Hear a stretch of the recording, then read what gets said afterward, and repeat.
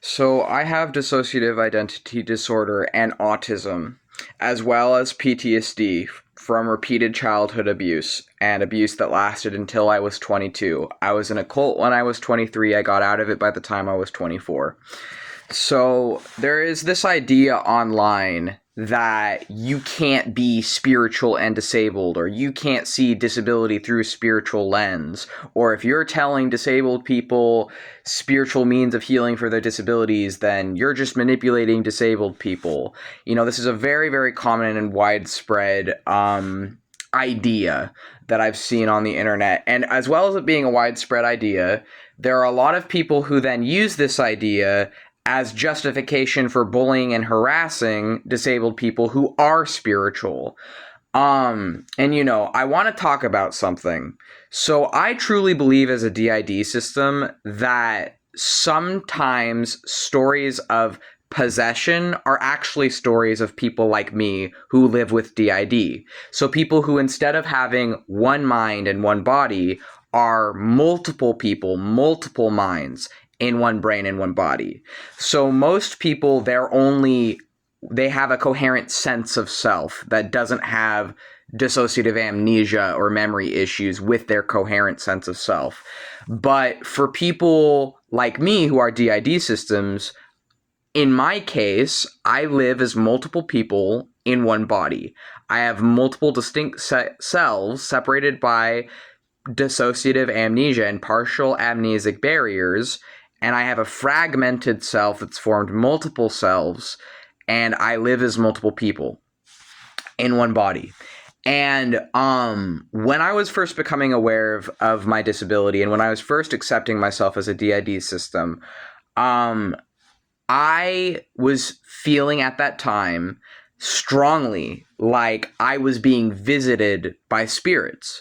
And I believed at that time that I was being visited by a fairy phantom man, a satyr, youthful person, and a bunch of demons, and a dragon, and a variety of other fantastic, wonderful people.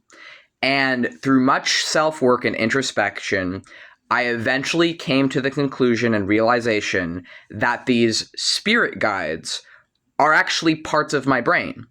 And that not only are they parts of my brain in my case, but that in my specific case as a D.I.D system, these spirits literally are me. They are me. Like they are the other me's. So me talking right now, Max, I'm speaking as Max for my system or for my brain.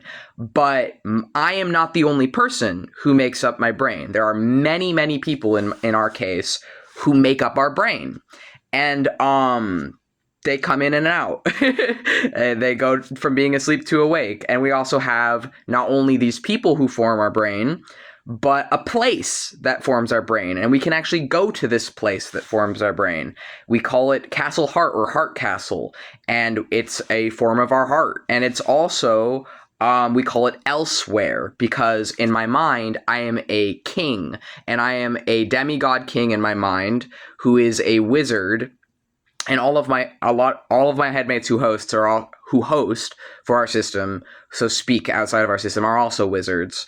And in our mind, we are non-human entities. So jinn, fae, demons, at least one dragon, there's a satyr, there's a bunch of shit in here. And this is our brain anthropomorphizing itself. And our brain doesn't just anthropomorphize itself, our brain is also a place. And this place is called elsewhere. And elsewhere is my brain and my heart and my spirit as a place that I can consciously go to and inhabit. And so it's essentially my own pocket dimension where I rule there as a king. And we have our own mythology and our own mythos, and we have our own structural familial system where we are both family to each other and we are also married to each other. And the parts of my brain, I mean, we are family and we're also married to each other and in love with each other. And we have our own personal realm that is our brain, heart, and spirit.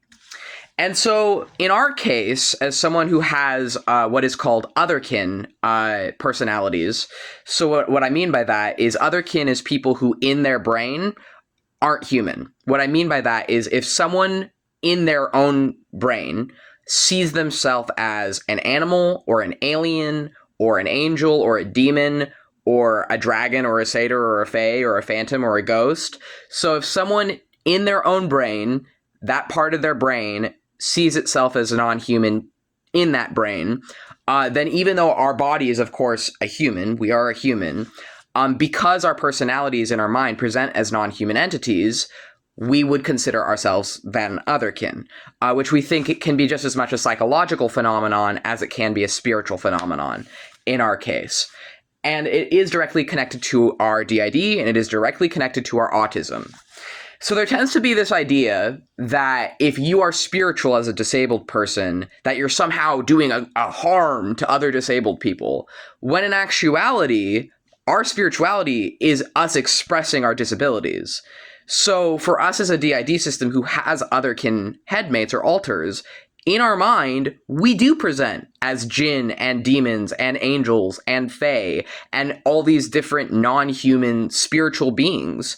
That is how our brain anthropomorphizes itself. And this is something we accept about ourselves.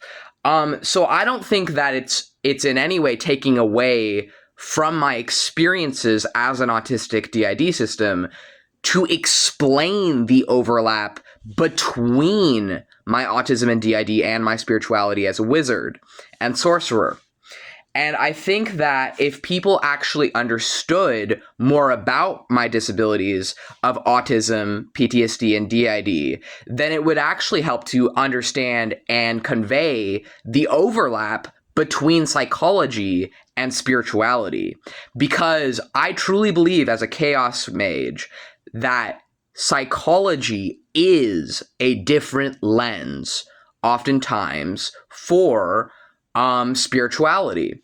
And I believe that psychology is the modern lens for spirituality. I believe psychology has actually replaced spirituality in a lot of ways, but I do think they can coexist. And I believe that I inhabit and embody the coexistence as a chaos mage and as a disabled person and transgender person who is very intentionally and knowingly open about how my disabilities affect me and about my spirituality and my queer identities. And all of these things are connected for me, and all of these things coexist for me. So this is what I have to say on that, and I hope that this resonated with someone else out there. And if this resonated with you, feel free to leave a like, comment, or subscribe. Good day.